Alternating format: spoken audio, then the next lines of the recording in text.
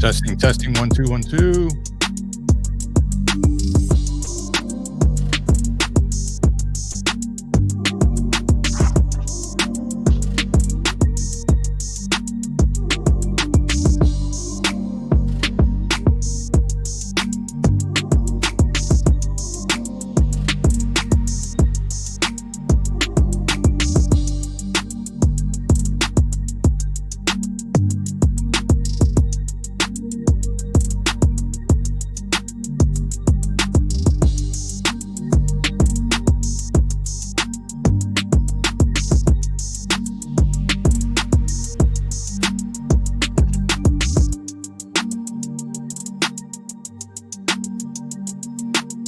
Testing.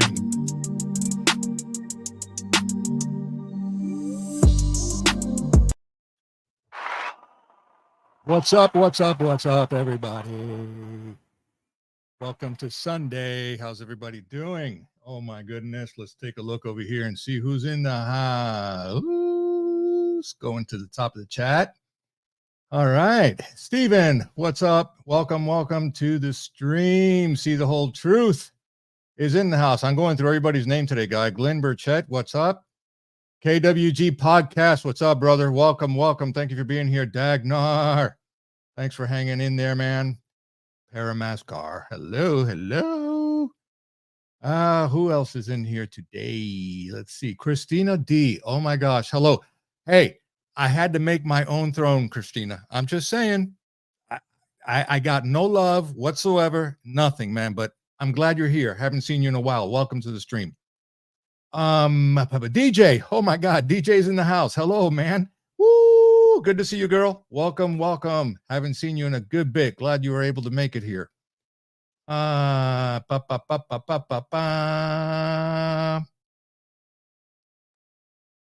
All right. We're going to give it a little bit for people to jump in here. Jeff is supposed to be popping in here at some point. I don't know if he's going to be in the stream or not, but that's cool. He can always pop in. I can bring him in too if he wants to. I mean, that's fine.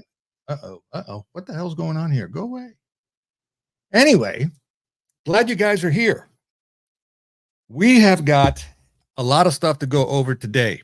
And I made a decision in the last minute, or in the last hour, I should say, that I am not going to the website today. I'm not. For the simple reason that I'm tired of hiding, at least today, right? Because I got a lot of stuff to cover.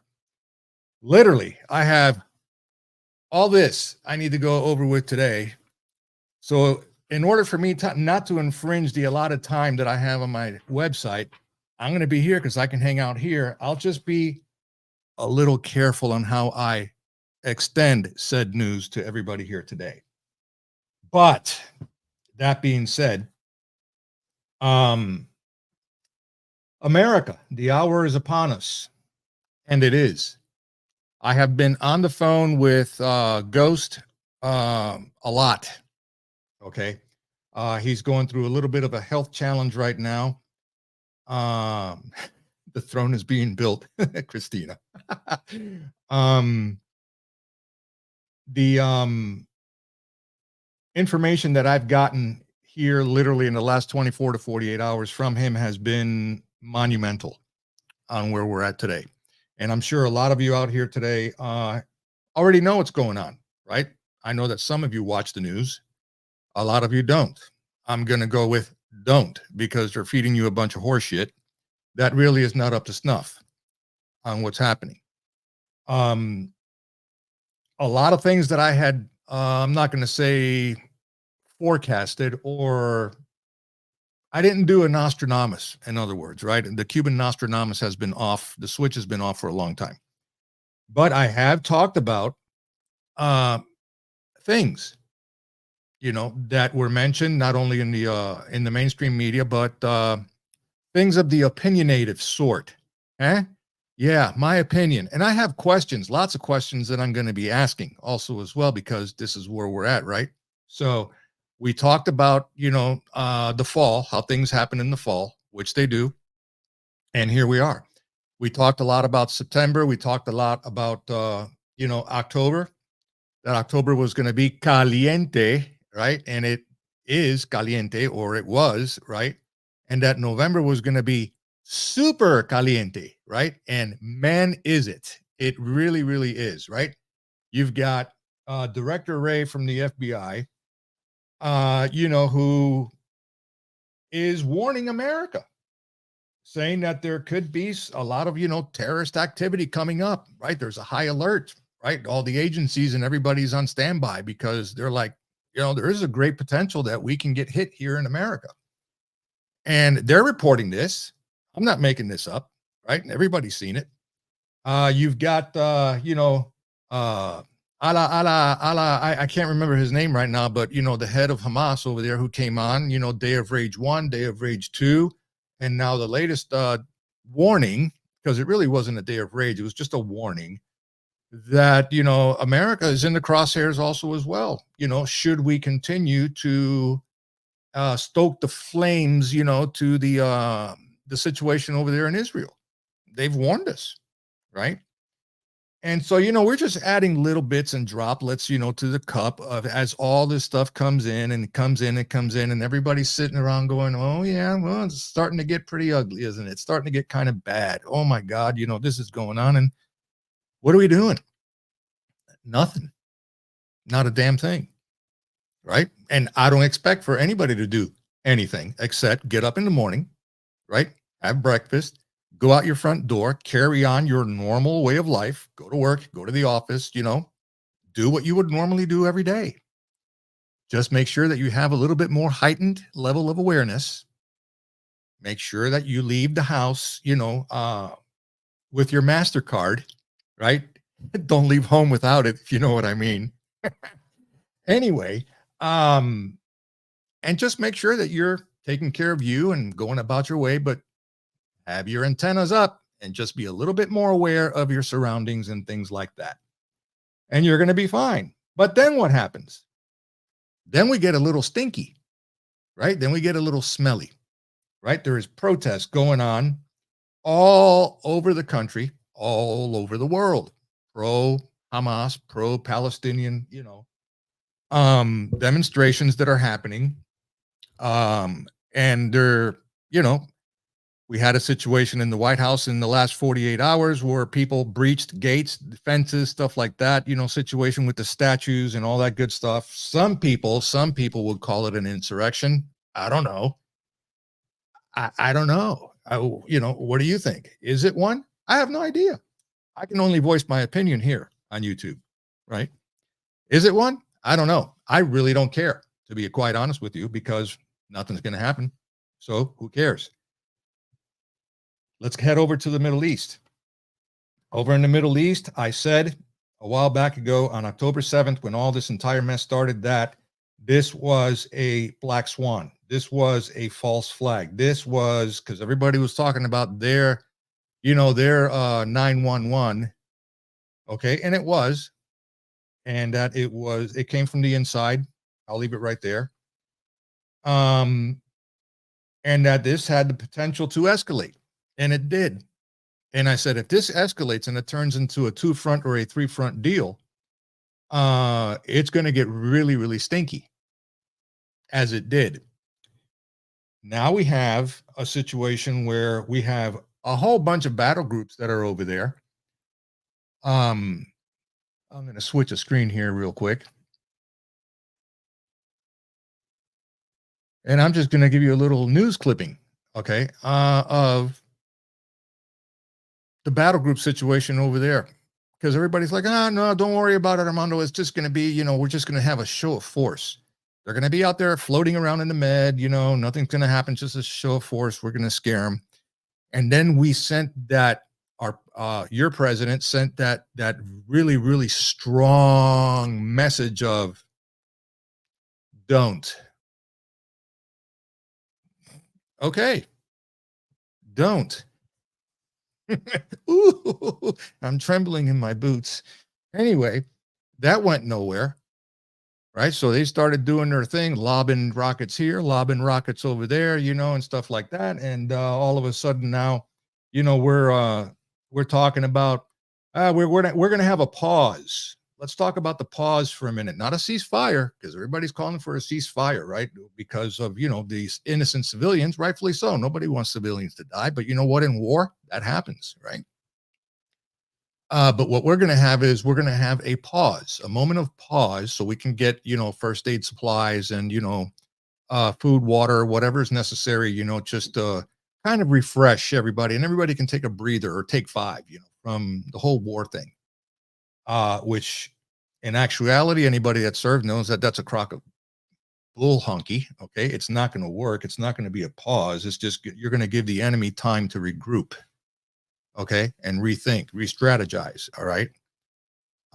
So then they can come back and hit you even harder. So I don't think that went anywhere.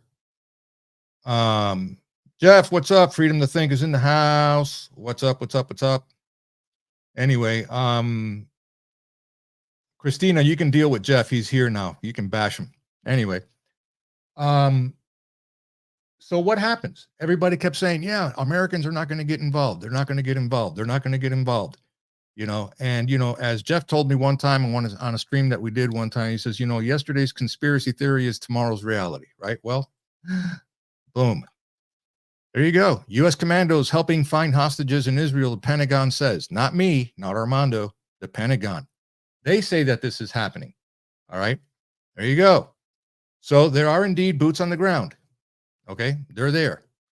We have commandos. I know that Delta is over there as well. I've been informed. So what are we doing? Are we officially sucked in this thing? I would probably say, yeah, we are. So now we have a situation where we're on two fronts. All right. We're still over in Ukraine, and now we're over here in Israel. But that's what everybody wants you to see. That's what everybody wants you to look at. Where am I going with this? There is a more urgent situation happening. There is a more urgent event that everybody here today and everybody that wants to listen here today needs to be paying attention to, and that is your home front here, America, the home front. If you guys remember a while back ago when I started talking about, the possibility of 12 to 15 cities, most of your blue cities, that we're going to, face some chaotic situations, whether it was, lots of strikes, which strikes are happening now in the workforce and the workplaces, especially in these states all over the place, right? So that's a thing. That's number one. That's a contributing factor to the whole platform that is being established right now. So they can go, oh my God, I think we have a problem. Yeah. That's part of it. They're going to get hit. Right. And this is, again, not me, and it's not opinion. I'm going to read you a piece that was sent to me by the ghost. And in the captions, it was just read this. Okay. Read this. I'm going to switch screens up here again. All right. And as I read along, I'm going to show you some pictures here. Okay. So let's just bring this picture up here real fast. And I'm going to go ahead and split my screen. There we go. Let me see if I can get a better shot at this here. There we go. Much better. I want you to see the picture, not necessarily me. But there you go. What is this? What's going on here? Well, these are, this is our southern border, right? This is our migrants that are coming across every day, fleeing oppression, fleeing communism, and fleeing, downright crimes against humanity in their country of origin, and they want to come here to America, where we're gonna love them and hug them and make them feel real good.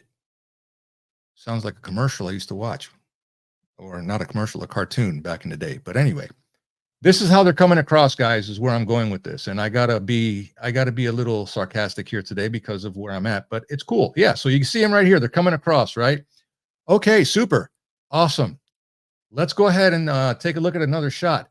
Look at this fella right here, huh? Wow, isn't that cool? No, that's not a Tom McDonald wannabe.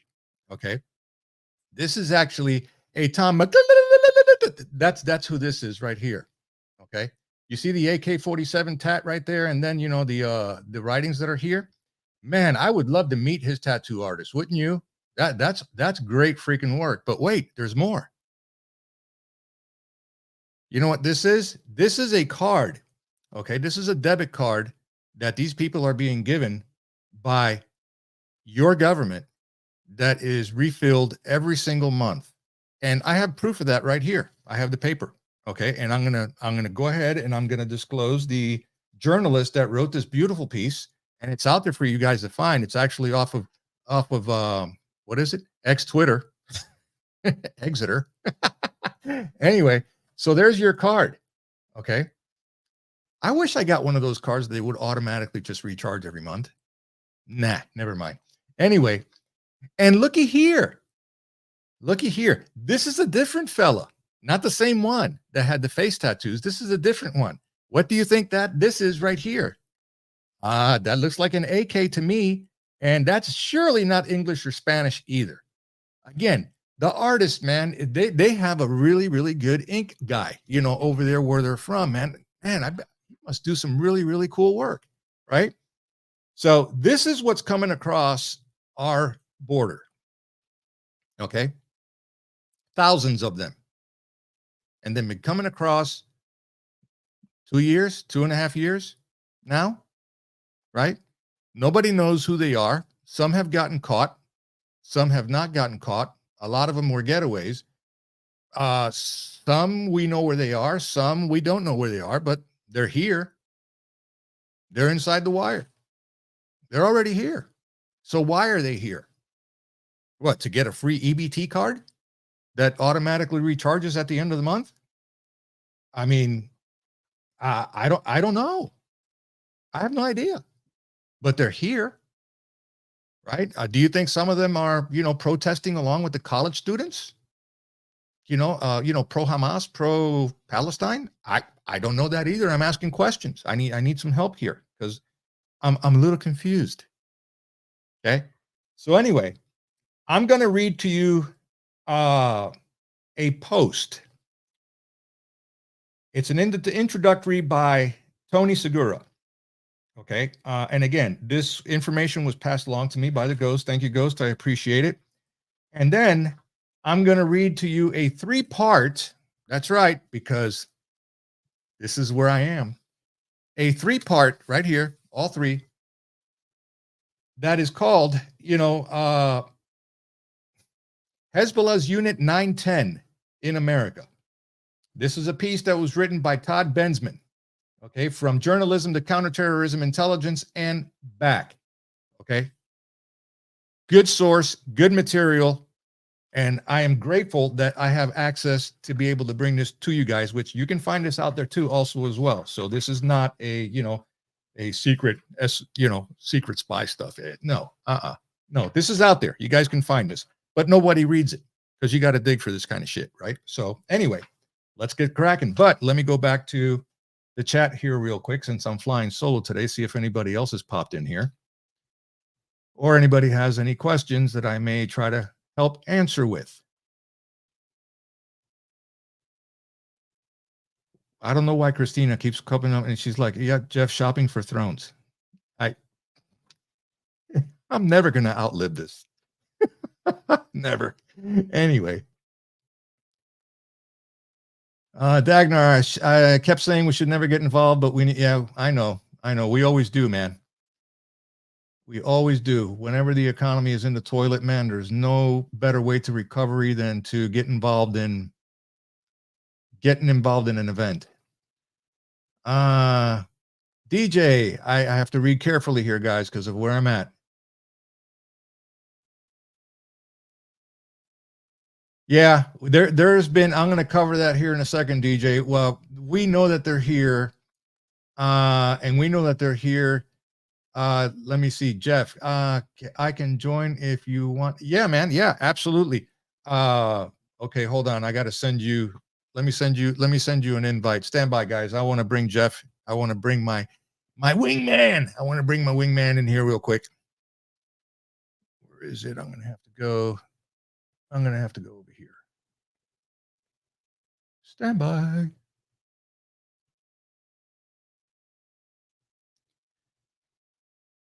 I don't know that I can now, actually. Yeah, I can. Hold on. Invite. Woohoo. See, stand by, guys, if you lose my face there for a minute. Copy. I'm going to go to this screen over here. Jeff, this is going to come from my Unchained email only because I have it up here. Let me see if I actually have you in the contacts here. Yep, there you are. Okay, cool. Oop. Invite.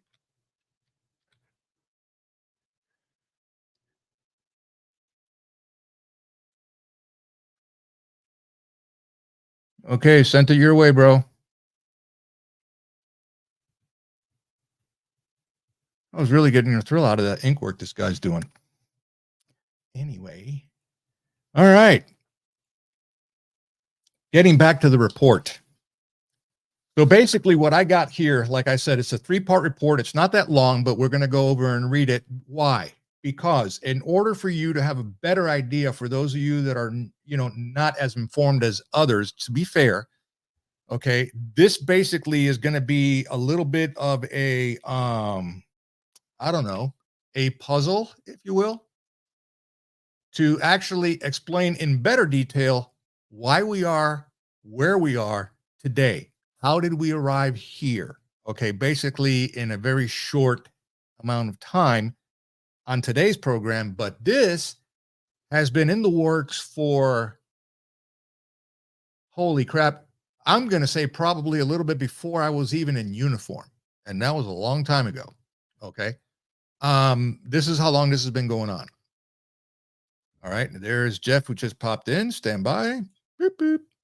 Jeff. Hey, how's it going?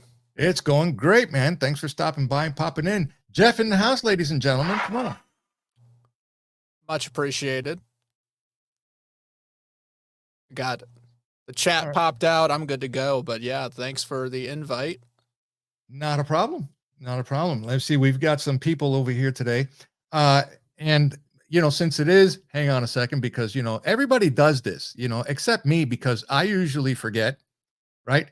But, since I'm here today, I mean, hell, here we go. It's plug time. Let's go. If you're getting value out of the stream today, please like, share, and subscribe to the channel. Mr. Announcer Man is here.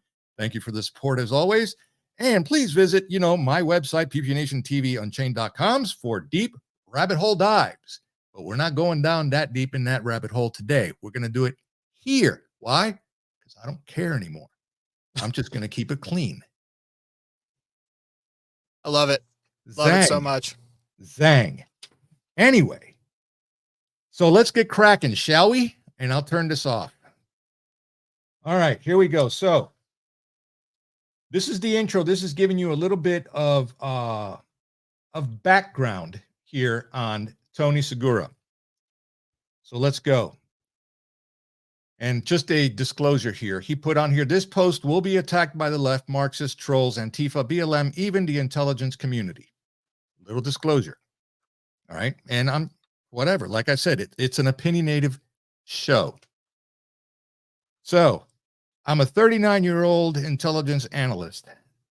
I and my team's clients include the United States government, the British government, Israeli government, Saudi Arabia government, NEOM, Microsoft, Dell Computers, GE, IBM, General Motors Corporation, the Scott Fetzer Corporation, managing Dutch East India Company. I'm going to pause right there. Does that name ring a bell with anybody here? East India Company? Let me rephrase it. East India Trading Company. If you watch Pirates of the Caribbean and you remember Captain Jack Sparrow, he had a little run-in with the East India Company, East India Corporation. This goes back a lot. Yeah. Well, that company is still here. That corporation is still here. Anyway, managing Dutch East India Company archives for UNESCO,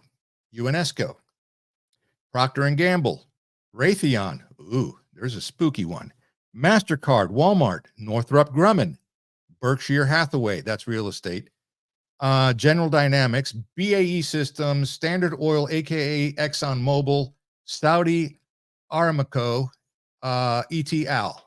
Okay, intelligence is never perfect. It's a messy, messy business. Rarely can I guarantee, listen carefully here, guys, okay? Rarely can I guarantee the intelligence. We're not fortune tellers. We don't have a crystal ball in front of us, okay? The best that we can do is go with the possibility, probability factor. Is anything possible? Absolutely. Anything, I don't care what it is possible. The probability of that possibility happening, that's when you have to apply a percentage metric to it. And depending on where that percentage of that metric falls, that is going to tell you a more clear outcome of, oh shit, it's going to happen, or nah, or maybe it could be.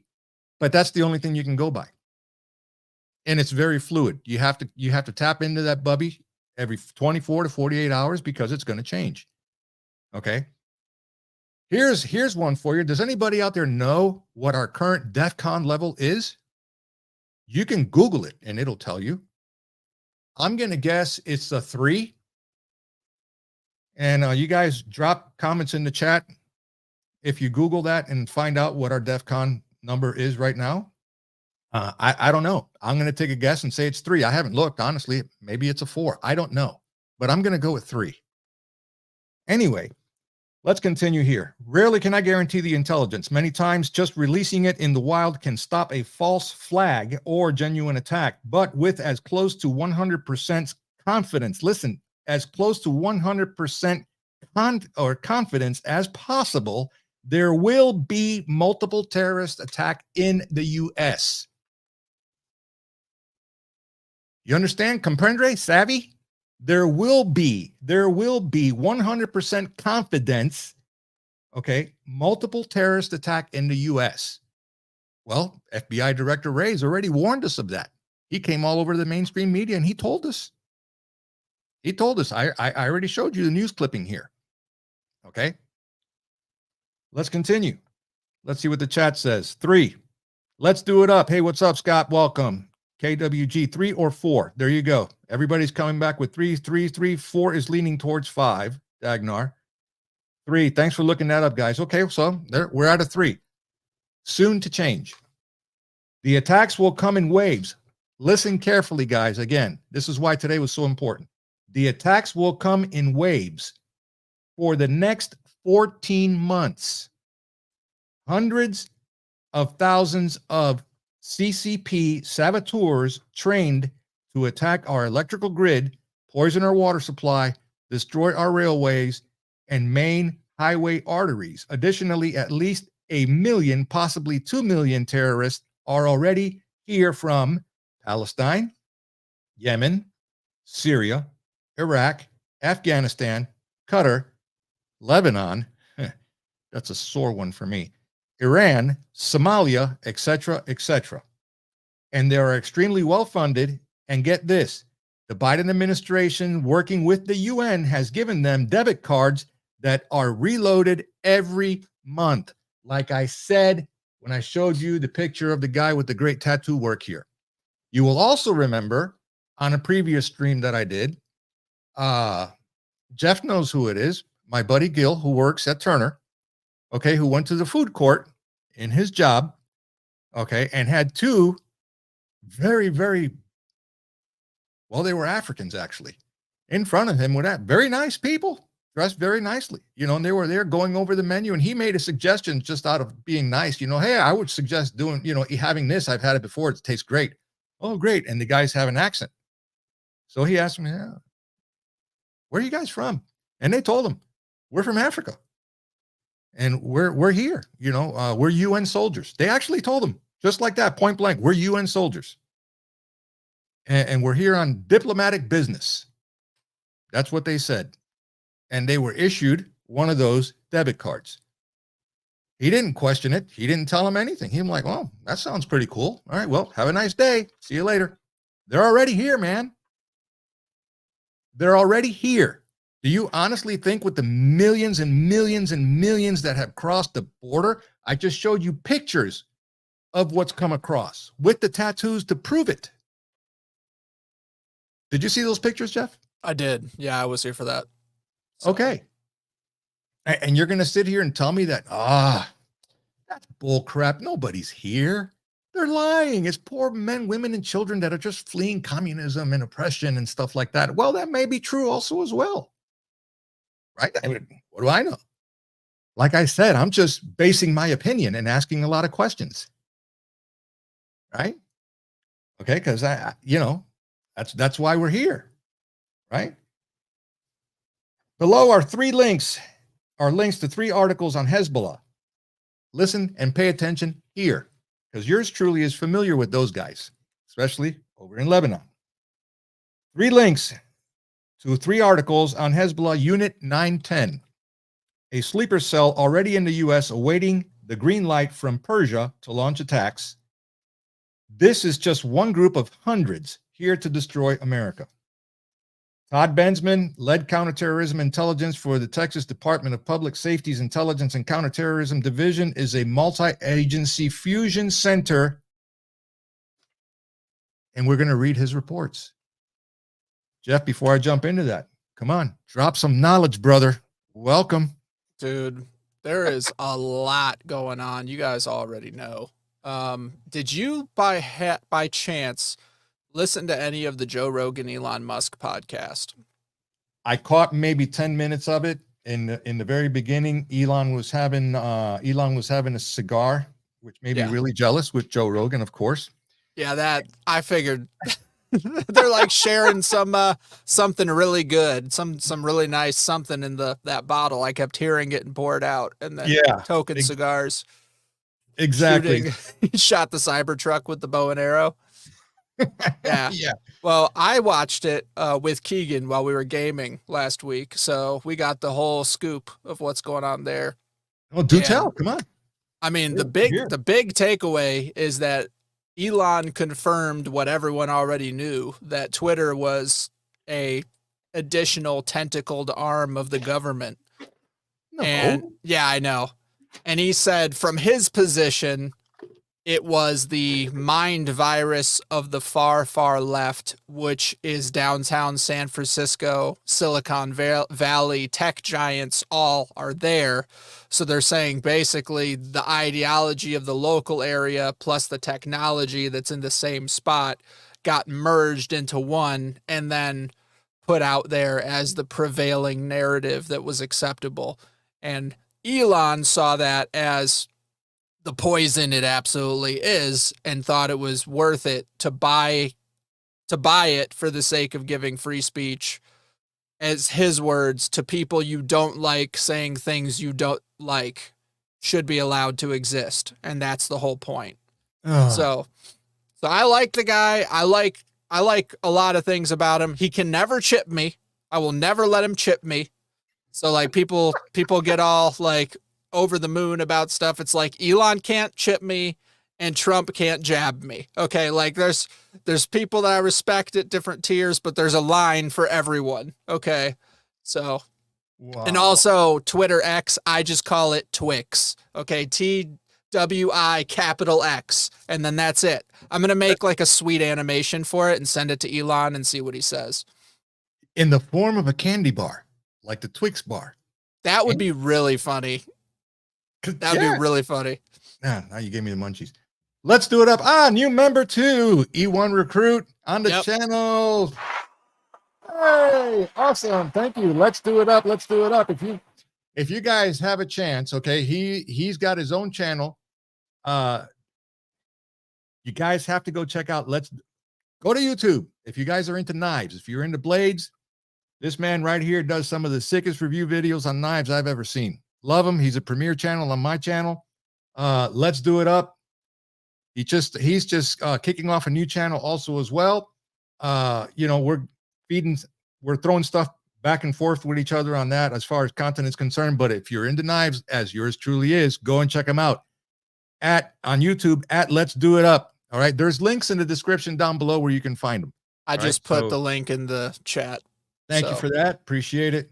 And he's been following Jeff and I on music videos, I think, from the very, very beginning. Oh, that's cool. That's what's up. Absolutely. Is Let's Do It Up who was in your interview, or is that a different set? No, same guy. Same? Yeah. Oh, okay. Same Fantastic. guy. Yeah, absolutely. Absolutely. So we're glad that you're here, man. Thank you for being here. Thanks for the support. Jeff just dropped your link there. You guys go hit him up, check him out, man. I'm telling you, he's got some of the sickest knives. There's a knife out there that I want to get, and I've talked to him about it for so long.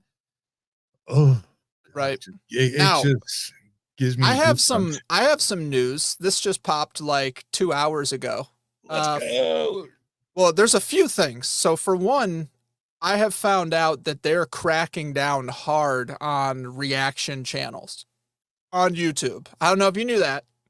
No, There's I a did. whole bunch of reaction channels that are getting demonetized, getting canceled, getting wrecked Thank you, DJ. because they're sending out a notice that it is essentially reuse content. They're like, your channel has too much reuse content and you basically don't deserve the money that you're getting. So we're going to demonetize you. And then YouTube will just keep all of the money for the ads that are coming on the content. So I'm just okay, so it's worth it for you to get the money, but it's not worth it for us to get the money. So, oh, inflation, bro. Come on. I know even YouTube's feeling inflation. They're like, what are we going to do? Let's get rid of the reaction channel. So anyway, my shtick now is, I really need to make sure that the reaction stuff that I do is more independent type artist people that want that done, because a lot of the big reaction channels that are really big, they're doing like Eminem and like top 100 mainstream media reactions. And then they're getting a lot of subscribers and a lot of watch time. And they're just, the labels are getting pissed that their work is getting stolen and monetized to these individual people whenever it happens. So there's that issue. So for me personally, I never wanted to have a pure reaction channel. That was never what I wanted. This was like a stepping stone to the Thoughtcast and the other content creation stuff that I've been doing. So it's not that big of a deal for me, but it's just that the direction of the channel is going to be more in the political slash, I mean, there's going to be plenty of music still, but it's going to be stuff that people specifically want me to do, like Tom McDonald and Nova and ACAL and Struggle and Samson and the people that want it done. But when people are like, hey, check out this like super mainstream band that has this song that's really great, I'm probably just not going to do any of those, just to be honest, because it's not worth it for me. On the exact opposite end of the spectrum, today, a band just reached out to my Instagram and asked how much I charge to do a reaction for their song. $100 million. I know. I'm just like, okay. And I look and I'm like, who is this garage band, whatever. I'm like, I don't really care. And then I look and it's like they have 56,000 followers on Instagram.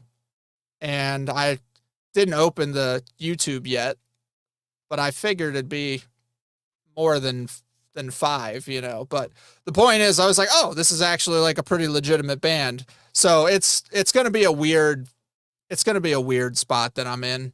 But just FYI, I might get canceled because I have reuse content. And you're going to see more non-reuse content. Like I have the unboxings, which by the way, I got a package for you, Armando.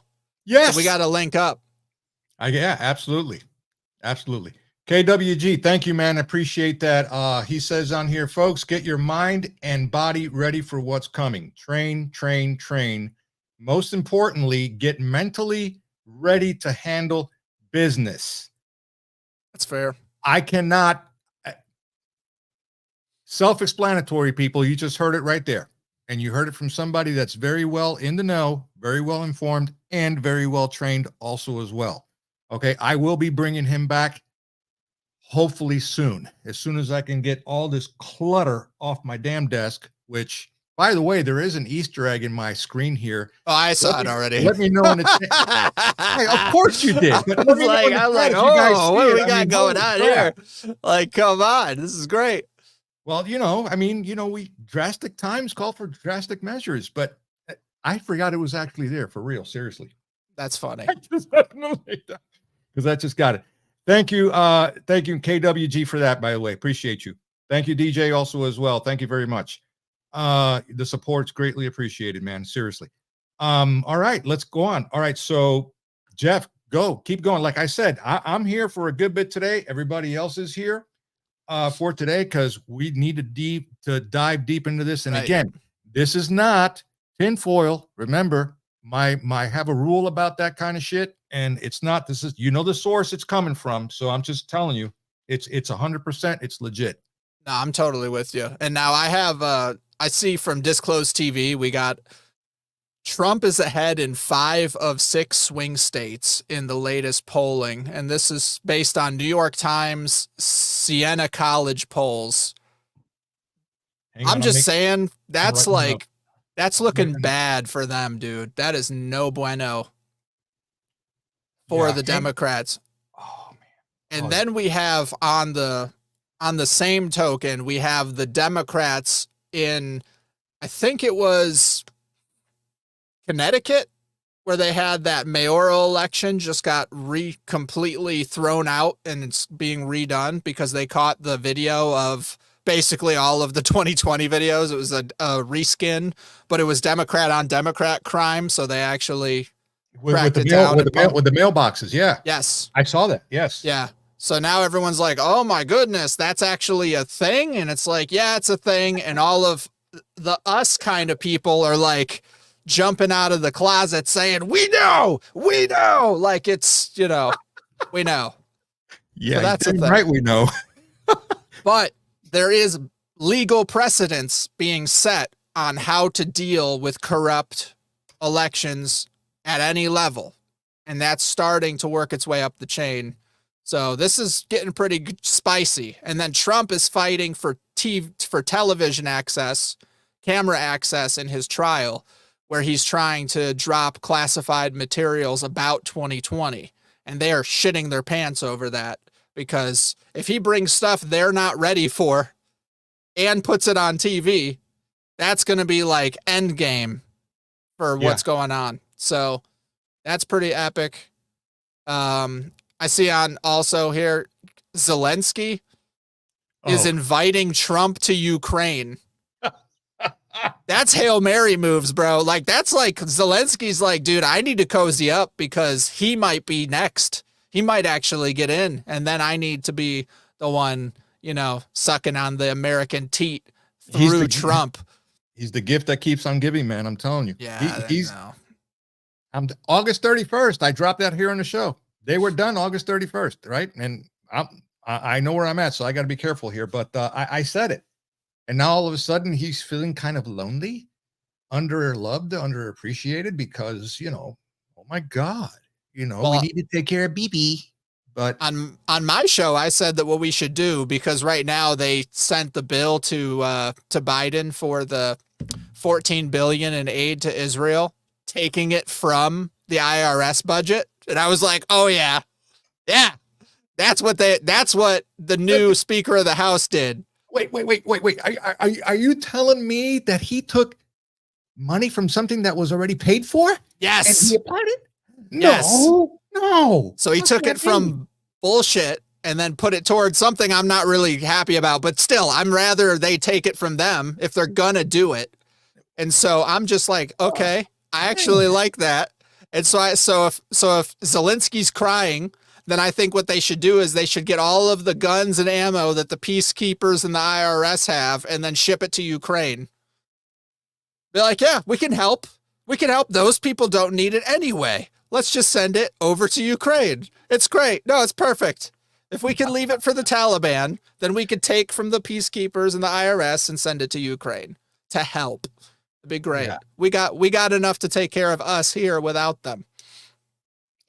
Oh my God. Anyway, in case you guys didn't know, we're going to segue into part 1 of this. Okay. But first, remember, I had talked about the 13 to 15 cities, mostly blue cities, that were going to be impacted by, you know, union and labor strikes, you know, crime, you know, the smash and grabs in the stores, and they were also going to be affected by local politics, homelessness, you know, drug, fentanyl, you know, the typical garbage that we're seeing, you know, in the country every day, right?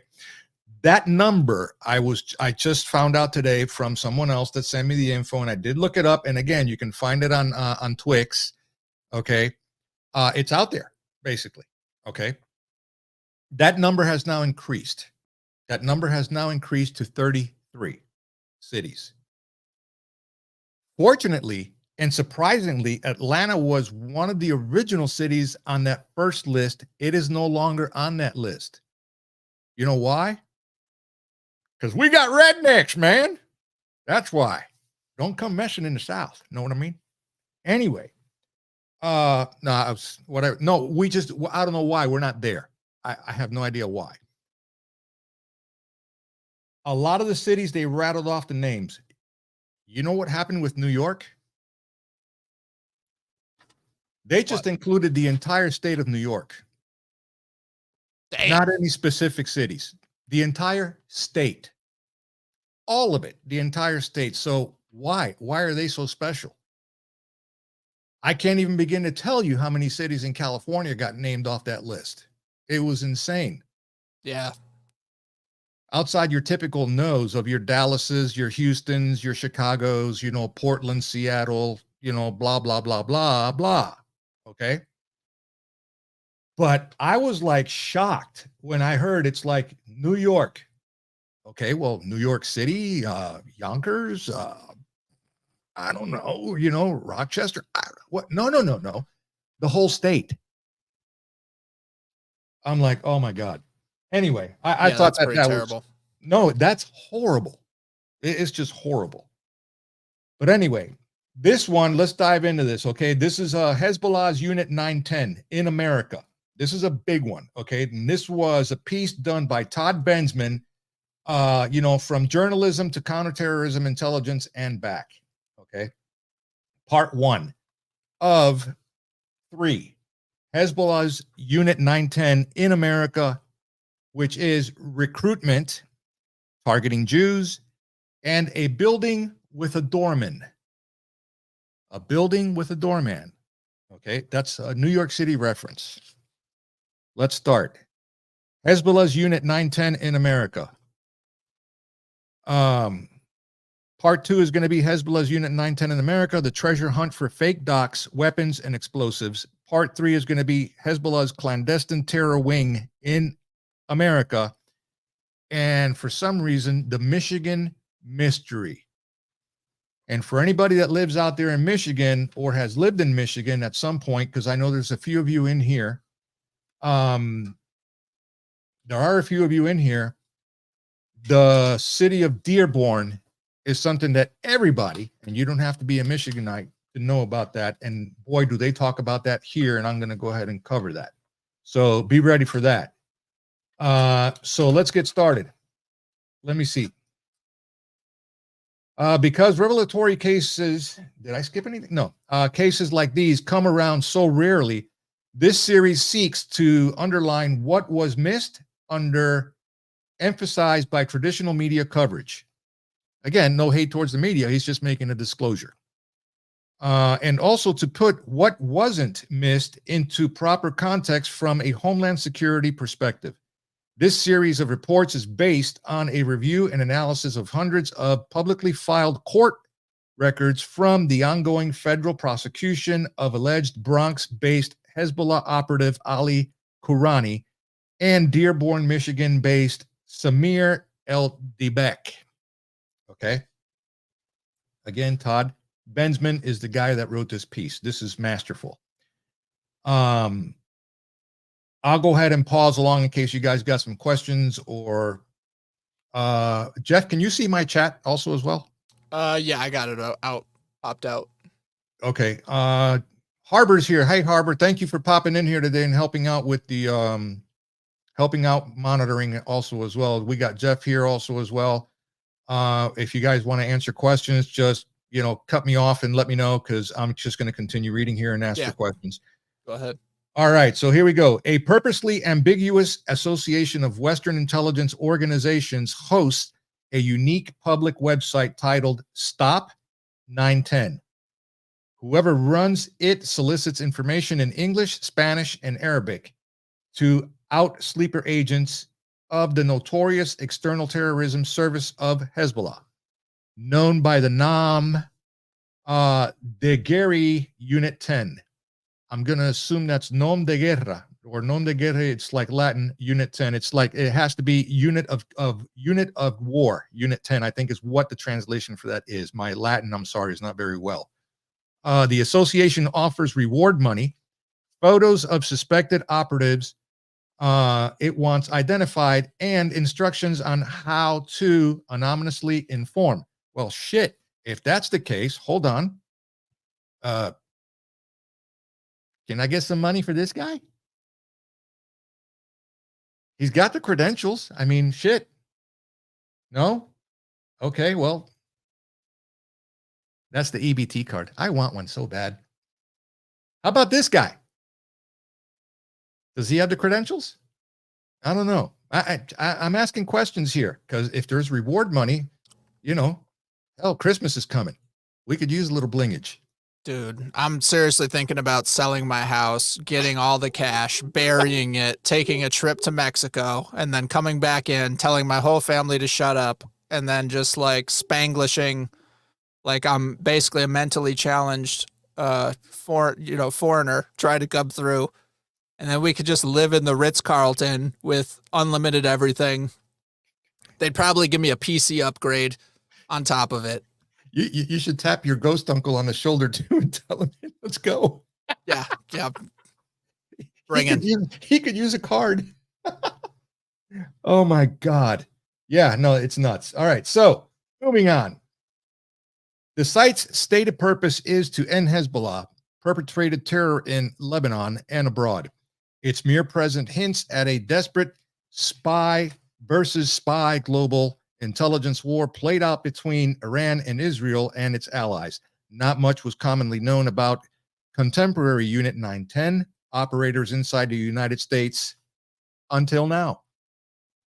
They've been here for decades. Decades. All right, let that sink in. This just didn't happen in the last 2 years after, when 46 came in. Okay, no, this has been happening for decades underneath our noses. Okay, now it's just got magnified times 10 and everybody's getting wind of it.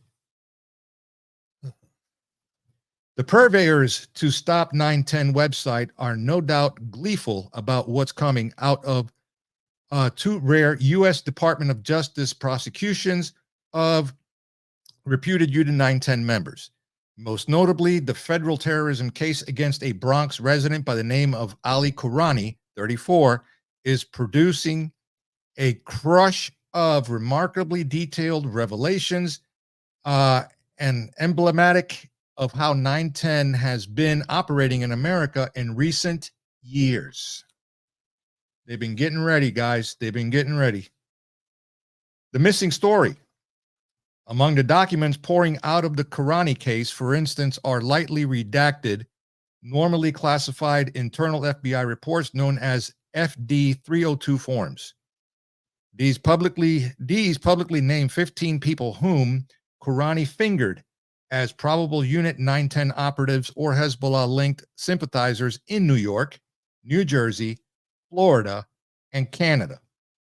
The 302's name of Queen's Mosque Kourani told them was aligned with Hezbollah, and list the names of reputed sympathizers involved in credit card fraud, counterfeit clothing businesses, an auto parts theft scam, and exporting of cars to West Africa, a familiar Hezbollah global money laundering hallmark. Mind you, I have not proofread this. Okay, let that sink in. West Africa is coming up. Let that sink in as well. The other prosecution, not yet clearly connected to Kourani, names Samir El-Debek of Dearborn, Michigan, as a 910 operative. Both were arrested in June of 2017, but the El-Debaki proceedings have been purposely delayed for unspecified reasons, so no new filings there. What do you think those unspecified reasons are? Why did they put the case on ice? Anybody in the comments?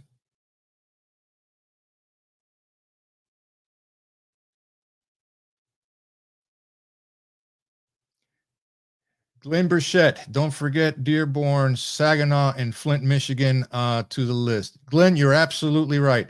And I did get your message earlier this morning, voicing your frustration on things. And I fully understood. And I told you that hopefully I will be able to answer some of those questions here for you today. But if you got any questions, just drop them in the comments, and moderators, just watch out for Glenn's comments or questions if he's got any on there, and just cut me off and let me know. Okay, I got you. Okay, so let's move on here. All right, so because revelatory cases like these come around so rarely, the reports, wait, did I just read that, or am I think I did. The missing Let's story. do it up. Let's do it up says it gives them more time for your reasoning from the previous question. Yeah, it gives them more time. Exactly. More time to what? Conjure up more BS. Anyway, here we go. Okay, so because revelatory cases like these come around so rarely, this report seeks to underline what was missed or underemphasized by mainstream media coverage, and also to put what wasn't missed into proper context from a Homeland Security perspective. This report is based on a review and analysis of hundreds of publicly filed court records. From a law enforcement intelligence perspective like mine, it is downright surprising that some suspect names were purposefully placed in the public realm, along with phone numbers, locations, entity names, and email addresses. These should have caused the opening of other investigations that may well be ongoing and could be at least risk if targets are exposed. At the same time, from a journalism perspective like mine, the absence of media exploitation of all this is just as surprising. The arrest drew dissent, initial media coverage, but not much since the case developed, and certainly none mentioning FBI's 302 forms. Or the Karani brothers was also a U.S.-based Hezbollah operative, but went through deportation proceedings rather than prosecutions. In other words, they just said, let's, instead of bringing him through the court system, let's just deport his ass. He could always come back in through the border. Or that the father of these alleged terrorist brothers had himself smuggled over the U.S.-Mexico border. You can't make this shit up. Instead, I just said that. In October 15, 2018, piece by the New York Times about the Ali case, whose reporter saw all of these documents, chose to concentrate on a defeated defense argument that mendacious FBI agents swindled the information out of Karani. The claim was debunked by the presiding judge. Much more lays unamplified in the public record. With more on the way, Karani was denied wrongful doing, and he is innocent until proven otherwise at a trial tentatively set for March of 2019. I don't know if that ever went any further, because I really never heard anything about that. Comments? I'm pausing, so in case, Jeff, you want to. It's okay. The chat got on to me because I have restless leg syndrome, so my microphone was just like going like that. Really? So I sorted it out. Okay, so now I'm just like off to the side. Let me get my drink here. Shaking the legs. But no, it's fine. You just need to get my barrel. Just grab it. Yeah, bring it down here.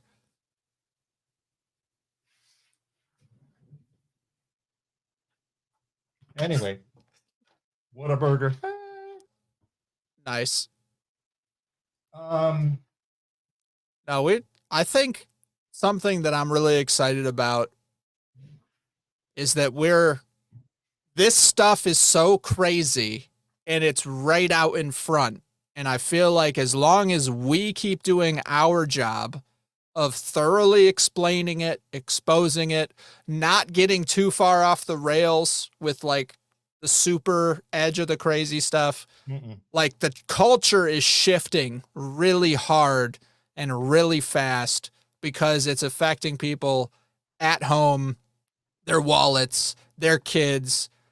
And I just feel like we're, as bad as it is and as bad as it's about to be, there is a very strong like rebound kind of getting ready. It's like, you know, they're pulling the band back and the tension's building and everyone's just like, dude, this is about to unload because it can't just go forever, you know, or the band snaps and then we're all screwed. Then we're all screwed. Yeah, exactly. But I feel like there's a bounce back coming, and that's the hope that I have. The guys on the other side call it a counterpunch.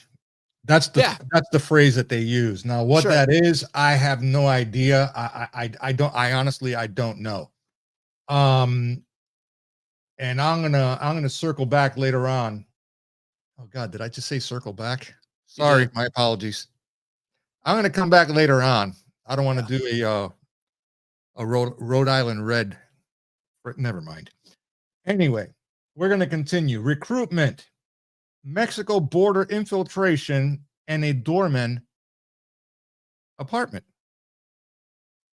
Ali Karani was born in 1984 to an extended Lebanese family clan that he once described to FBI agents as the bin Ladens of Hezbollah. He has 4 siblings. Under unclear circumstances, he legally entered the United States from Cyprus in 2003, probably claiming refugee status to obtain permanent residency. He went to school, earning a BS in biomedical engineering and then an MBA. Okay. Karani applied for citizenship in 2008 and was naturalized the following year. He married a Lebanese woman from the clan and had 2 children, all living in Canada today. Karani had a side hustle in New York that would later come in handy as he was looking for a place to store explosives. Hawking counterfeit clothing. More on that in future columns. This guy, he can only go so far. The family connectively, if nothing else, provided good reason for the FBI to approach Karani in about 2016 to ask about Hezbollah. He rebuffed the agents at first, of course. Later, while visiting Lebanon, a family brawl ensued over custody of the couple's 2 children. Karani stormed over to the American embassy in Beirut and offered to trade information for revenge. Wow. He asked for his in-laws and their extended Hezbollah family to be placed on a no-fly list and to be arrested. For help getting his kids to migrate to him or with him into the U.S. from Canada. For help getting his mother and his father to immigrate to the United States from Lebanon for a job with a salary of $120,000 a year and from said New York apartment building with a doorman would be nice.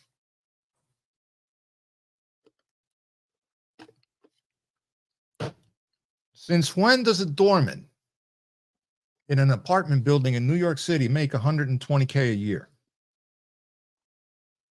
Or is that the norm for New York City, being how everything is so expensive? I don't know. I'm asking a question. I'm probably going to go with you on that. All right. The FBI let Karani and his lawyer believe he had become an informant in exchange for this wish list. So what that tells me right there is that they were handling him. But promises were carefully never made or inferred. The agents and soon the presiding judge saw his information during another 5 meetings in New York as a criminal confession. What emerged was the following intelligence. This is where it gets really spooky. What? I'm trying. I'm trying to look for stuff, and once in a while, there's something that just pops in my feeds that's like it just gets me. So, I feel like I'm 12 years old, man. It says household items you can stick your in tier list. That's a video. I'm just like, what? Who made? Why would you make that? And then it has 200. It has 200,000 views from one day ago. I'm just like, what the hell, dude? What am I doing? Oh man, I'm sorry. Yeah, so that's right in the middle of all the political stuff. They We just need to hit me chalk with up that. we need to chalk up on our household. Yeah. Well, you know what's okay. This is funny because we had a window pane break on one of the windows of the house, and it's double pane. So one pane broke, the other didn't, and so some liquid got in the middle of them, and there's like some debris, and it's nasty, and so it just got gross. And then I was like, oh, okay, well, we could just siphon it out. And so I go hand Keegan a siphon because she's like, why do you just have this? And I was like, oh, for the end of the world. Like, if you're going to get gas, you pretty much no way to get it but stealing it. And then she said, well, what would you even use the gas for? And I was like, probably the car I stole. I plan to break a lot of laws. There you go. It's like, so anyway, yeah, that's just kind of the crazy humor. Keep it coming because this is a fun one today, even though it's serious, but whatever. Yeah, no, well, you got to do both. You got to have fun with it or it just gets too depressing. Absolutely. All right. So here we go. Continuing. All right. Here's what emerged from the following intelligence. Hezbollah's Unit 910 recruited Kourani in 2008. Keep track of these years that I'm talking about here, guys. Why is it important? We're talking the early 2000s. What was going on in the early 2000s with our troops over in Afghanistan? Right? What was going on? Come on, you guys in here know, because I know some of you were there. Okay. Anyway, the first year he was eligible to apply for American citizenship through well-placed relative Sheikh Hussein Kourani during a trip to Lebanon. That place keeps coming up, man. God. Anyway, one of the Kourani's first assignments was to submit a citizenship application necessary to freely travel abroad on Unit 910 business. He allegedly marked no in the citizenship application form box, asking if he had ever been involved with a terrorist organization, one of the crimes for which he is now currently charged. Stop910.com describes Hezbollah's external security organization, or the Islamic Jihad Organization, IJO, as a strictly compartmentalized group of undercover Lebanese Shiite killer immigrants trained in covert operations, tradecraft, and strategically placed around the world. Their mission is not only identify human and physical targets, but to hit them.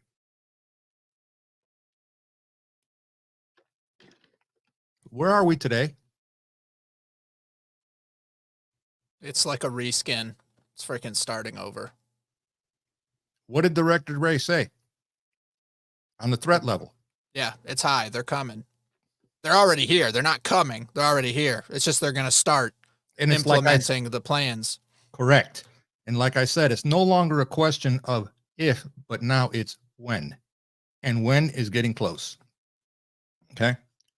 Unit 910 cadres committed murderous attacks against civilian Jews and Israelis in Argentina in the early 1990s. Again, the dates, the years are important here. And more recently in Bulgaria and Thailand. During saber rattling with President Trump earlier this year over nuclear deal sanctions, Iranian Revolutionary Guard Corps General Qasem Soleimani warned, Mr. Gambler, T or 45, I'm telling you that we are close to you. Exactly where? You wouldn't think that we are. He was no doubt referring to Unit 910 and the IJO, which took Kourani in.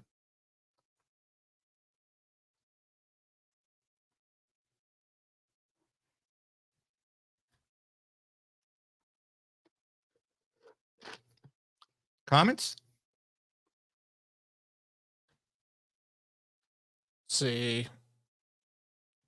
It's going to happen. Facts. Their unit name says everything I need to know about them from Dagnar. They definitely know how to play the long game from Let's Do It Up. Yep. And the human vacuum cleaner and his sleepers already going crazy. Yeah. Okay, well, let's go. His recruitment came at a time when Hezbollah was gearing up for revenge attacks against the Israel for the February 2008 assassination of Unit 910 leader Imad, I'm going to butcher his name, Mugniya, whose spare tire exploded, killing him in Damascus. His spare tire. Sucks to get a flat over there, I guess. While in Lebanon for training that year, he was assigned to a handler named Fadi, F-A-D-I, who Karani believed later helped run the 2012 bus bombing targeting. If you remember that also as well. Let's continue. Israelis in Bulgaria and disrupted 2014 attacks in Thailand. Fadi also appeared to oversee all unit operatives in the U.S. and Canada. Canada keeps coming up here.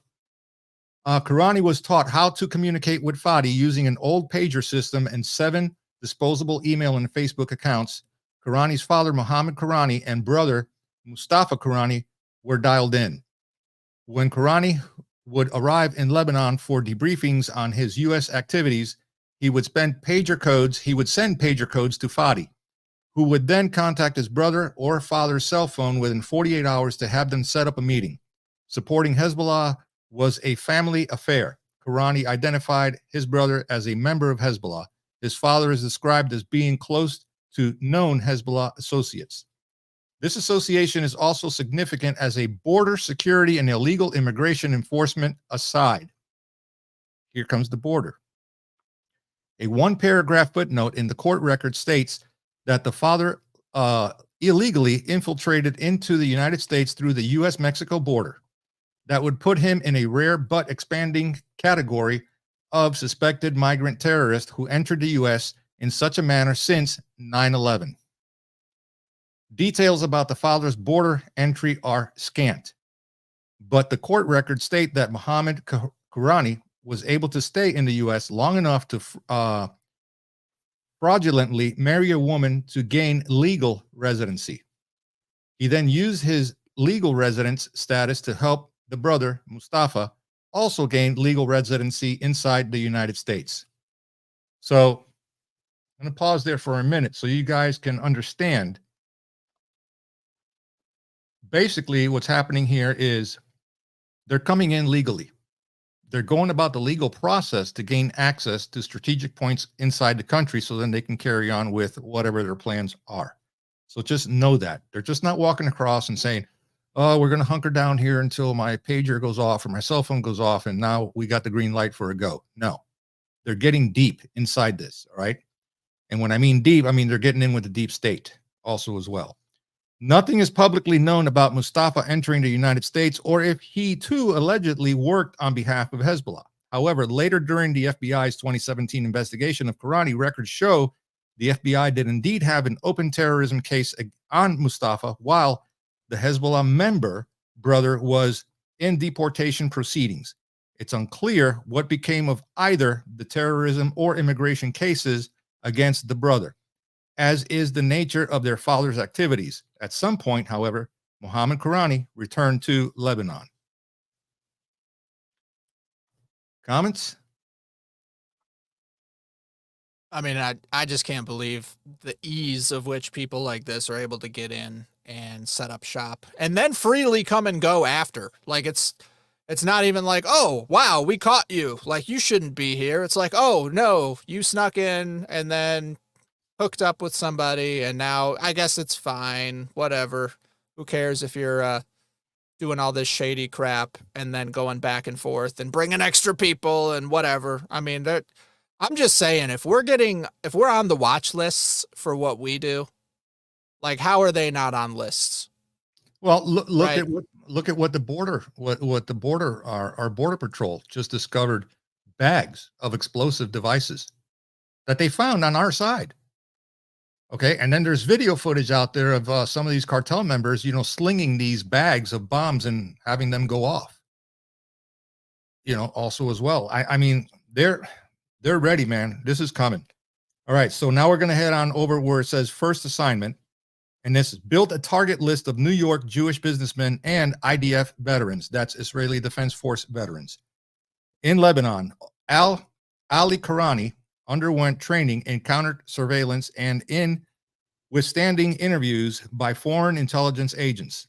He also underwent weapons training, small arms, submachine guns, and shoulder-fired rocket-propelled grenade launchers. He would return to Lebanon fairly often to debrief his handler and for more training and assignments. Like you said, Jeff, in and out with ease. The top priority for Hezbollah at that time was revenge for killing of Imad Mugniya, Karani's handler. Fadi wanted him to gather intelligence on security surroundings the Israeli consulate in, flipping my page here, in New York, out of all places, to identify Jewish businessmen in New York City area who were former or current members of the Israeli Defense Forces. Specifically, Fadi tasked Karani to identify former high-ranking IDF veterans for the 2006 war in Lebanon. According to one FBI 302, Fadi wanted phone numbers, addresses, business information, and email addresses. Karani was encouraged to develop professional relationships with these potential targets. Despite all of his training, Karani described himself as hapless. He said he thought the mission to case the Israeli consulate was too risky, so he didn't do it. He queried IDF on LinkedIn and found multiple individuals in New York. He said he reached out to a Jewish locksmith but never followed up. But he also cased a government armory in Manhattan and scoped out buildings housing the FBI and the U.S. Citizen and Immigration Services processing and naturalization papers. He brought video back to the home office in Lebanon. As one FBI document paraphrased him saying, Karani lived a double life as one of Hezbollah's sleepers, tasked to maintain ostensibly normal lives the world over. Who could be tasked with operational activity should be, or the ESO decide on taking action. More on that shortly. All right. That's part 2. That's done. Questions or comments on part 2? Well, I saw from Cheshire Insight here in Ireland, we're getting Africans and Middle Eastern people. And the same person said, just so you know, I am an American from Tennessee living in Ireland. So just FYI. Okay. I'm trying to get, Harbor sent me an Instagram reel. So I'm going to forward that to us to check out on the stream. Let's see. All right. Copy the link.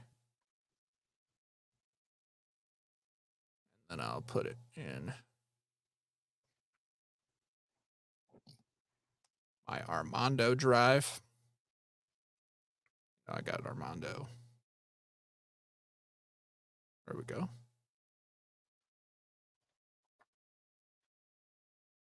Should pull up on my computer. There you go. Yep, I got it.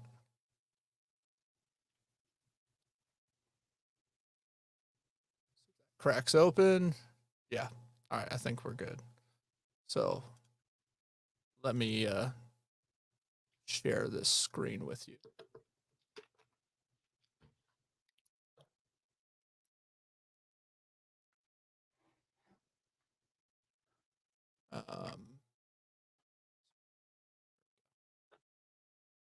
All right, I got it here. Add to stage. There we go. All right, so I just remember I have to mute it so it doesn't echo you. So once it's done, I'll mute it and then we can talk about it. Go for it. The butcher of Tehran is on U.S. soil right now. Despite being sanctioned, Iran's president flew into New York City with a Biden-approved visa. Good. Biden approved visa. Again, these guys, they just keep rearing their ugly heads. You know what I mean? Unbelievable. Anyway, all right. Now we're going to go into part 3, Hezbollah's clandestine terror wing in America, the Michigan mystery. Michigan plays a key role here, unfortunately. So let's dive into this one. Okay. All right. He says here, this is the third installment of the series derived from the 2 ongoing federal court prosecutions of individuals who allegedly worked as undercover operatives for Iranian Hezbollah Notorious Unit 910 Foreign Terrorist Wing. Part 1 and Part 2 delivered revelations about U.S. assassination and target surveillance activities of Bronx-based Lebanese immigrant Ali Kourani. This article examines what has become public so far and seemingly related case against Samir El-Dabak of Dearborn, Michigan. They've got pictures of the guy here, which that's him right there. All right. So continuing here, says, for all intents and purposes, the government's case against Dearborn, Michigan resident Samir El-Dabak is on ice. Why? Little from the government or media has emerged about El-Dabak charges filed more than 17 months ago. Those charges stated that for more than a decade, the naturalized U.S. citizen clandestinely served Iran and Hezbollah as a terrorist operative, scoping out targets as far away as Panama and Thailand. Also, nothing has yet emerged regarding any connection between El-Dabak's case and the very similar case against Bronx-based Ali Kourani. Their indictments were announced the same day in the same judicial district of New York in June of 2017. 2017. What was going on then? I'll leave it there. Further, last year's media reports of indictments managed to omit the most fascinating details about El-Dabak's case. Those you can read here. Federal prosecutors have surprisingly sought and obtained 17 monthly interest of justice delays, the last one in October of 2018. Meanwhile, the revelatory filings are piling up in the Kourani case. No news on Islamic terrorism is news in the age of 45. While a legal strategy no doubt informs the government's decisions to put off the El-Dabak case while the Kourani case advances, political bias is the likely culprit behind media failures to dig on either case. Drawing attention to these Hezbollah and the U.S. cases, after all, might undermine a demonstrably false narrative that Islamic terror is less of a threat than alt-right domestic terrorism inspired by conspiratorial 45 administration dog whistling. Not a single reporter has interviewed El-Dabak's neighbors, relatives, friends, and co-workers, nor attempted to the standard follow-up coverage that should attend a case of such rare import to national security as this. The One New York Times effort to weigh in on the cases on October 11, 2018, piece by Benjamin Weiser, purposefully overlooked the incredible trove of new revelations about the Kourani case, which was by then readily available. Instead, Weiser focused on an arcane, irrelevant, and judicially debunked angle. The article asked no questions at all about the El-Dabak situation. In the 17 months since the El-Dabak charges were announced, no reporters have even claimed an attempt to ask U.S. prosecutors or FBI why the El-Dabak case remains stalled like this, even though sound and punishable reasons would likely be proven or provided. The lack of news in El-Dabak's case is the news. Below, read all of the stunning details you should have been presented with already, which titled Compelling Causes for Injury, Collecting on Targets in America, Panama, and Thailand. 8 criminal courts accuse El-Dabak of a range of highly duplicitous and damaging acts against American society and against the security of American allies like Israel and Panama. These are based on the 5 FBI interviews with Eldebeck between September 8th, 2016 and May 23rd, 2017. The criminal complaint says Eldebeck, now 38, was recruited to join Hezbollah's Islamic Jihad organization known as Unit 910 as a salaried operative in at least 2007, $1,000 a month plus medical expenses. He was most likely recruited because he held a U.S. passport. A complaint describes some context necessary to understand the significance of Eldebeck's alleged actions as a paid operative after his induction. Unit 910 is described as a highly compartmentalized component of Hezbollah, responsible for the planning, preparation, and execution of intelligence, counterintelligence, and terrorist activities outside of Lebanon. It goes on to list a litany of bombings and assassination attributes to Unit 910 operatives, including a 2012 bombing that killed Israeli terrorists or tourists on a bus in Bulgaria, and foiled plots against Israelis in Cyprus and Thailand. In those countries, local anti-terrorism police arrested 910 operatives and found facilities where massive amounts of bomb-making material were stored. In 2008, not long after his induction, Eldebeck received extensive training in bomb-making, weapons, tradecraft, and military tactics per the compliant. He received more training in Lebanon through 2014, including military tactics such as how to conduct ambushes and training with a variety of automatic firearms, pistols, and shoulder-fired rockets. On at least 4 occasions between 2009 and 2013, Eldebeck received training in surveillance and counter-surveillance techniques. He also learned how to build bombs by mixing, drying, and refrigerating relevant materials. He needed that training because his job was to travel operationally on behalf of Hezbollah. By the time he completed all the courses, Eldebeck had a high degree of technical sophistication with bomb-making components, substantially similar to those used to construct the IED used in the Hezbollah bombing of an Israeli tour bus in Burgas, Bulgaria in 2012. Eldebeck is related to the dead bomber in the attack. Mohammed Husseini was his aunt's nephew. And in closing, Eldebeck's first mission abroad. In 2009, not long after his first training in Lebanon, Eldebeck was sent to Thailand with an important mission: more explosive precursors that other Unit 910 operatives had stored in a room inside a Bangkok safe house. They had been enforced to flee in fear that their covers had somehow been blown and that the safe house was under surveillance. Eldebeck was chosen because he could use his U.S. passport to enter Thailand through Malaysia and would not need a visa where the application might draw scrutiny. He also was given a cover story. If anyone asked, just say he was looking for sex in Thailand. He was told to find a female to draw out any surveillance on the house in Bangkok. Hopefully this is not a sticky page.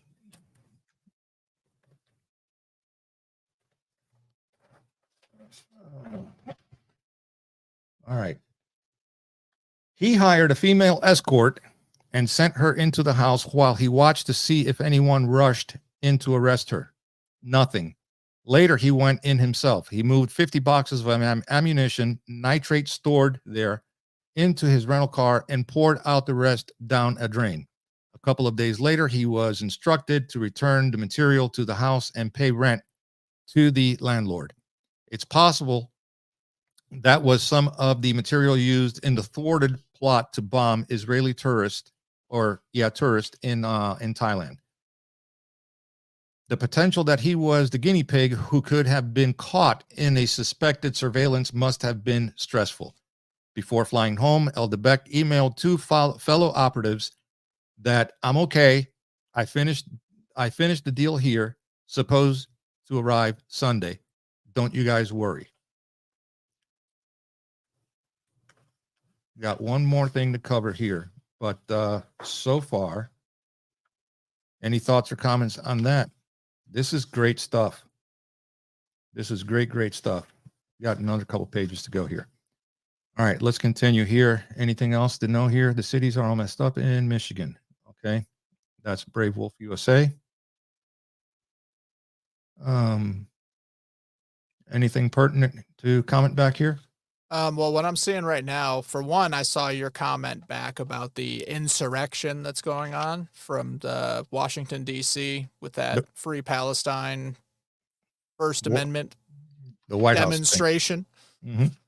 Yeah. And so apparently they came back saying that there were some misnomers or little minor issues with the First Amendment protest, as in there's going to be nothing against these people who desecrated all the monuments, stormed towards the White House, all that stuff. So they're just letting it roll. But and then I just had pop here that the king of Jordan says military aid is dropped off in Gaza. So they're helping. They're throwing. So we got both sides going nuts with that whole thing right now. And then the CIA director Burns arrived in Israel.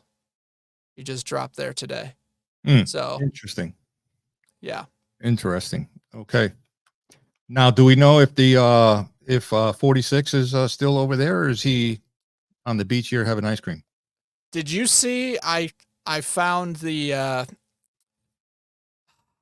don't remember which prime minister or president it was, but somebody was chilling over there with Biden, and then he taunted him about, while we go to the next meeting, you can have plenty of time on the beach.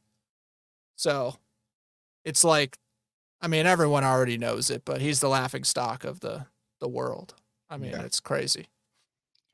All right, let's we're going to go ahead and go now to the Panama missions. And then we've got another piece coming here, and that'll close this one out. Go ahead. The Panama missions, all right? Irrigate the land with blood. In 2011, the year before the Bulgaria and Thailand plots were executed, Eldebek was sent to Panama for an entire month. That was the first of two such trips. Prep work began in 2010 when Eldebek was sent to language school in Lebanon to learn Spanish. His cover story was that he was there to find business opportunities. A couple of weeks before leaving, Eldebek left an ode to the cause on his Facebook page in Arabic, which translated is, "Do not make peace or share food with those who killed your people. Irrigate the land with blood and quench the thirst of your forefathers until their bones talk with you." He used his U.S. passport to fly directly to Lebanon, to Colombia, and then to Panama. His assignment was to figure out how to open a business in Panama and also to locate the U.S. and Israeli embassies and the Panama Canal. He told the FBI he was instructed to case and identify security procedures at the canal and the Israeli embassy. Eldebek, meanwhile, continued taking Spanish lessons while in Panama. While in Panama City, he located hardware stores that sold bomb-making precursors like acetone and battery acid. He went on a second month-long mission to Panama in 2012. Hezbollah wanted him to identify areas of weaknesses in construction at the canal and provide information about canal security and how close someone could get to a ship. To accomplish this, it appears Eldebek took a pirate trail and Panama Canal tour and inquired how a bird-watching tour in Suburnia Park, which is adjacent to the Panama Canal. He took a look at photographs and later got them to Unit 910 in Lebanon. Presumably, Hezbollah still has this material, so they're still engaged. Now, he was told to take pictures of the Israeli embassy in Panama too, but he said that was too risky, so he didn't do it. Good to know Israeli counter-surveillance is so feared. Al-Karani expressed a similar fear about the Israeli embassy in New York. Eldebek didn't take photos of the U.S. embassy either, but he did spend time taking notes about the embassy and provided details about its security. His Unit 910 handlers were particularly interested in periods of heavy traffic into and out of the embassy, vehicular traffic patterns in front of it, and locations of houses and apartments in close proximity. El Debek made a point to mention to his handlers that he believed people waiting for their visa appointments waited outside the embassy. After about a month, El Debek flew directly to Lebanon and provided everything to his handler. The end. Spying the Americans named Jeff and Michael. No relationship, I'm sure. El Debek told the FBI that in December 2015, Hezbollah detained him and accused him of spying for the United States. Now they turned the tables on him. He said he was held for nearly 5 months, during which time his captors claimed they knew of his spying before he traveled on any of his missions. Apparently, under repeated interrogations, El Debek told the FBI that he gave a false confession that he worked for the FBI, CIA, and the police, was paid $500,000 for his service to the United States government. He even made up names for his American handlers, Jeff and Michael. The story of incarceration and spying accusations is probably a ruse to show El Debek had separated from Hezbollah, not least because government prosecutors put into a public document that American intelligence officers named Jeff and Michael were running him. But more so because the FBI compliance states that from November 2014 straight through February 28th, 2017, during the time El Debek supposedly was incarcerated by Hezbollah on spying charges, his Facebook page showed that he conducted approximately 258 searches using terms such as martyrs of the Holy Defense, martyrs of the Islamic Resistance, and Hezbollah martyrs. To be continued when actual news warrants. That's all they got. That's it. So there you have it. All right. The biggest brief that I have seen come across my desk here in a while. So that brings us now to, we're here at home. And again, opinions, my opinion is that nothing's changed timetable wise. All right. You got Director Wray, Homeland Security, DHS, putting feelers and putting warnings out there to the American public via the media. Everybody's in a heightened state of alert, heightened state of panic and fear. You still got demonstrations going on. Gas prices continue now to soar even more rapidly.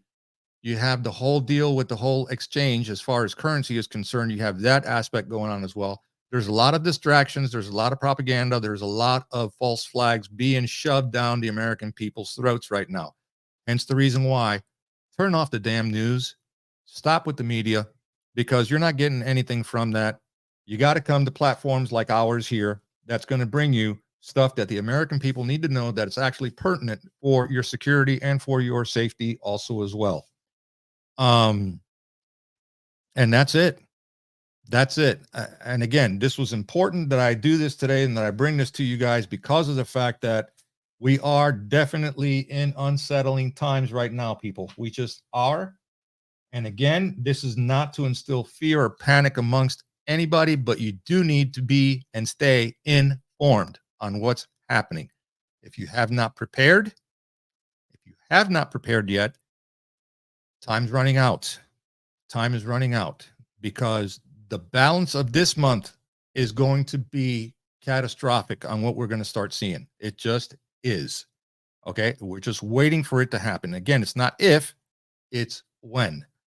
The major cities that I mentioned and I talked about before, they're going to bear the brunt of what's to come. Hopefully, some of you out there, I know some of you live in some of these cities, some of you do not. But still, that doesn't mean that you have to take your eye off the ball.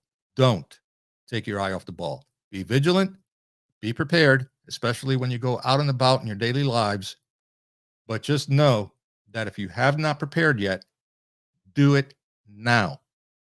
Do it now. Talk to your neighbors, establish good relationships with your neighbors, just in case something goes down.